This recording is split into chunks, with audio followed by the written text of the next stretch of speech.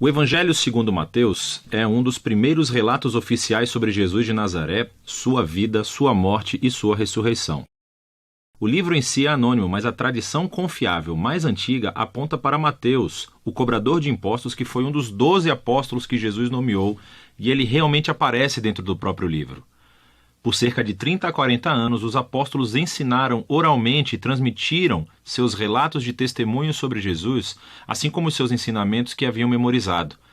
E Mateus reuniu e organizou tudo isso nessa incrível tapeçaria e criou o livro para destacar certos temas sobre Jesus. Nesse vídeo, vamos cobrir a primeira metade do livro.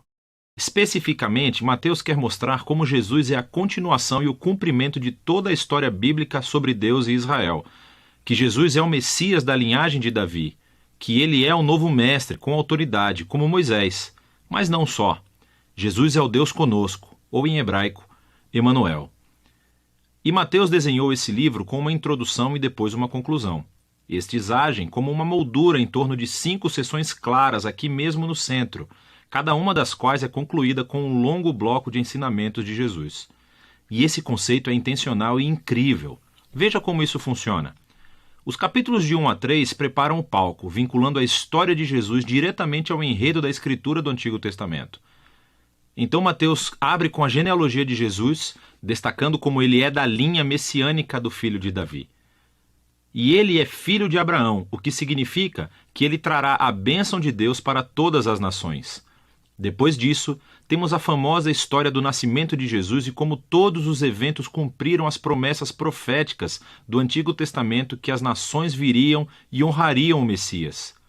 Que o Messias nasceria em Belém, mas, mais do que isso, a concepção de Jesus pelo Espírito Santo, seu nome, Emanuel. Tudo isso trabalha em conjunto para mostrar que Jesus não é um mero humano. Ele é Deus conosco. Deus se torna humano. Então, você pode ver 2 dos principais temas de Mateus aqui na introdução. Ele é da linha de Davi, ele é Emanuel, mas Mateus também quer mostrar como Jesus é um novo Moisés. Assim como Moisés, Jesus saiu do Egito, atravessou as águas do batismo e viveu no deserto por 40 dias. E então Jesus sobe a uma montanha para entregar seu novo ensinamento. Através de tudo isso, Mateus afirma que Jesus é o prometido maior do que a figura de Moisés, que libertará Israel da escravidão. Ele vai lhes dar um novo ensinamento divino. Ele vai salvá-los de seus pecados e estabelecer uma nova aliança entre Deus e o seu povo. Esse paralelo entre Jesus e Moisés também explica por que Mateus estruturou o centro do livro da maneira que fez. Essas 5 partes principais destacam Jesus como mestre e Mateus criou um paralelo. Jesus como mestre é um paralelo aos 5 livros de Moisés. Jesus tem autoridade como o novo mestre da aliança que cumprirá a história da Torá. Na primeira sessão, capítulos 4 a 7, Jesus entra em cena anunciando a chegada do reino de Deus, e isso é realmente fundamental. O reino é, em essência, sobre a operação de resgate de Deus para todo o seu mundo, o que acontece através do Rei Jesus. Jesus veio para enfrentar o mal, especialmente o mal espiritual, e todo o seu legado de opressão demoníaca, doença e morte. Jesus veio para restaurar o governo de Deus e reinar sobre o mundo inteiro, criando uma nova família de pessoas que o seguirão, obedecerão aos seus ensinamentos e viverão sob o seu governo. Então, depois que Jesus começa a curar pessoas e formar um movimento, uma comunidade, ele leva seus seguidores para uma montanha ou encosta. Entrega seu primeiro grande bloco de ensinamentos, tradicionalmente chamado de o Sermão do Monte. E aqui, Jesus explora como é segui-lo e viver no reino de Deus. E é um reino invertido no qual não há membros privilegiados. Assim, os pobres, os Zé-Ninguém, os ricos, os religiosos, todos são convidados e chamados a se converter, a se arrepender e a seguir Jesus e unir-se à sua família. Jesus diz que ele não está aqui para anular os mandamentos da Torá ou do Antigo Testamento. Em vez disso, ele está aqui para cumprir tudo isso através da sua vida, através dos seus ensinamentos. Ele está aqui para transformar os corações do seu povo, para que eles possam verdadeiramente amar a Deus e amar o próximo, incluindo seus inimigos. Depois de concluir o seu grande ensinamento sobre o reino, a próxima sessão mostra Jesus trazendo o reino à realidade no dia a dia das pessoas. Então, Mateus reuniu aqui 9 histórias sobre Jesus trazendo o poder do reino de Deus para as vidas de pessoas desvirtuadas. Existem 3 grupos com 3 histórias e elas são todas sobre pessoas que estão doentes, ou têm corpos quebrados, ou estão em perigo. E Jesus as cura ou salva por esses atos de graça e poder. E então, bem no meio dessas tríades, encontramos 2 histórias paralelas sobre o chamado de Jesus para que as pessoas o seguissem. E aqui Mateus está enfatizando algo: que somente é possível experimentar o poder da graça de Jesus se decidir segui-lo e tornar-se seu discípulo. Depois de Mateus ter mostrado o poder do reino através de Jesus, Jesus estende o seu alcance, enviando os 12 discípulos que farão o que ele tem feito. E isso leva ao segundo grande bloco de ensinamentos, o capítulo 10. E aqui Jesus ensina seus discípulos a anunciar o reino e o que esperar quando o fizerem.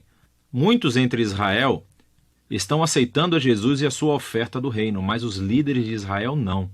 Eles perderão muito ao se arrependerem e se tornarem discípulos de Jesus. E então Jesus sabe que eles o rejeitarão e perseguirão os seus seguidores. O que é exatamente o que acontece na próxima sessão, capítulos 11 a 13.